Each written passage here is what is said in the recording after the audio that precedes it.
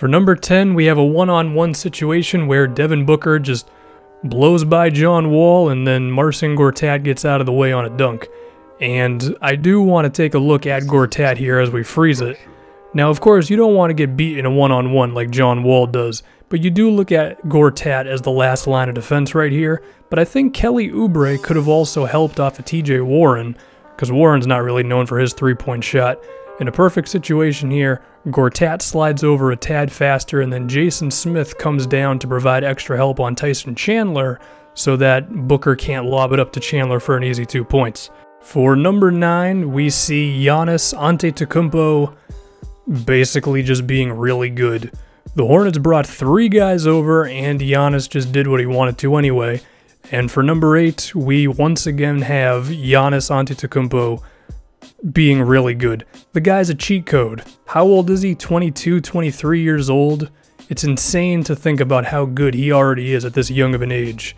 Number 7, we've got a problem immediately. Dennis Schroeder has his back to Ben Simmons, and then Luke Babbitt is not exactly ready to defend who's probably going to win the Rookie of the Year in Simmons. And some of this is stemming from some initial action beginning with TJ McConnell and Joel Embiid, so there's kind of a log jam. But if we look at what happens with Luke Babbitt here, he's never ready to stay in front of Simmons, and that's all that Ben needs to put 2 points on the board for Philadelphia. So Babbitt, you just got to be a bit more ready. But also, what's really good with Philadelphia here is they have Jared Bayless and Robert Covington spotting the floor, both very good three-point shooters. Simmons, an excellent passer. So that's a money play for Philadelphia, as there were a lot of good options on that one. Number 6, this one is not too difficult. Jonathan Simmons beats his guy very early on in the shot clock, and if that's going to happen, then even with some decent help, it still doesn't matter. Simmons has been great for Orlando early on. Damian Lillard trying to win the game. Why is Evan Turner in there? There's 2.7 seconds left. Turner is not a good three-point shooter whatsoever. And Lillard's in a one-on-one. I mean, you'd want an actual shooter there because now the defense can just provide help off of Turner and there shouldn't be much of a problem. But as we see what happens, Donovan Mitchell, his defender, is not the one who slides over to Lillard. That is actually Rudy Gobert who would block Damian's attempts. With 1.9 seconds left, Lillard could have gotten it to Nurkic for a shot here, whether that's a bounce pass or a direct one. I don't know if Nurkic would have had enough time to make a dribble move towards the rim, but Damian did a good job of getting Gobert to commit to him. But in the heat of the moment, I guess he just wasn't able to see Nurkic for a potential shot there. Utah would go on to win that one. Tough break for the Blazers. Now here we have TJ Warren making another appearance where Satoransky gets posterized. It was a simple pick and roll, and if we look at TJ Warren's shot chart, not a lot of three-pointers and a whole lot of shots at the rim. He wants to attack, and he's very good at doing it. So in a situation like this one, I don't want him to get into his comfort zone.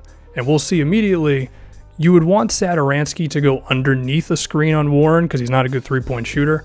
But this is actually a decent screen by Alex Len, the angle on it, to where Satoransky's not really able to go under. So now I'm looking at Jan Mahimi, who actually wanted to trap TJ Warren. I mean, I would just hang back because Warren's not going to kill you on the three-pointer anyway. I would rather Mahimi be there to stop him in his tracks a little bit above the free throw line because you know that's where Warren wants to go anyway. He's not going to do a pull-up three-pointer. What ends up happening though, well, there we go. Still a hell of a dunk by TJ Warren, and I really do hope he develops that three-pointer because I love watching him attack the rim. Number 3, we've got Jeff Green in the corner, basically making himself look about 6 years younger. Jeff Green's always good for a few athletic plays. We'll see if he and the Cavaliers can turn around this slow start. Now for number 2, we're going to be freezing this one pretty quickly because we appreciate Al Horford and his abilities as a center or a power forward for these Celtics, really with his ball handling and how they've used him so well as a playmaker as he's averaging nearly 5 assists a game this year, just like he did last season. I appreciate how smart he is to force the ball down to the free throw line to make George Hill pick him up, because if he passed it to Kyrie Irving early here, Hill could have closed out on Kyrie. well, Irving has a lot of room to operate.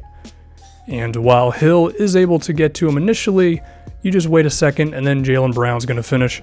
I like Zach Randolph coming into the play at the last moment. It's kind of unfair to ask Zach to keep up with Jaylen Brown in the open floor at this point in his career.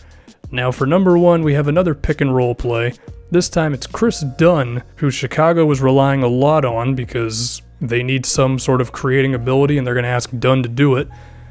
Here, I would also have Goran Dragic go underneath the screen, similar to the TJ Warren one, but Lauri Markkanen, similar to Alex Len, does a good job of screening, more like in a way to where Dragic, he really can't get under that thing.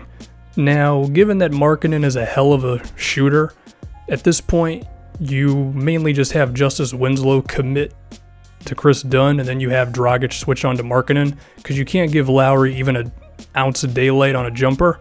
But we'll see what happens here with Justice Winslow. He proceeds to not exactly put in as much effort as you would want him to. He more so turned than actually slid over to disrupt Kris Dunn, which is a little disappointing given how good of a defender Winslow typically is. But no one's perfect. I appreciate Kelly Olynyk contesting that one, but Kris Dunn looks good. Hopefully he can be what Chicago wants.